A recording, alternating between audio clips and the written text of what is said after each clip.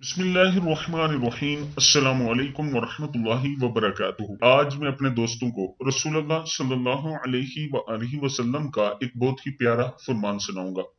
दिल का जंग दूर कीजिए। रसूलुल्लाह सल्लल्लाहु अलैहि वआलिहि वसल्लम ने इरशाद फरमाया, बनी आदम के दिल पर इस तरह जंग चढ़ जाता है जिस तरह पानी लग जाने से लोहे पर जंग आ जाता है। अर्ज की गई कि हुजूर अकरम सल्लल्लाहु अलैहि वआलिहि वसल्लम, दिलों के इस जंग के दूर करने का जरिया क्या है?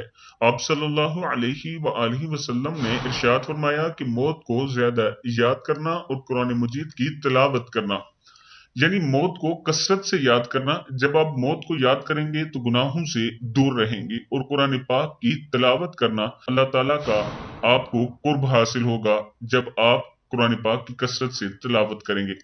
इस वीडियो को आप दोस्तों ने आगे जरूर शेयर करना है। अस्सलामु अलैकुम वरहमतुल्लाहि वबरकातुहू।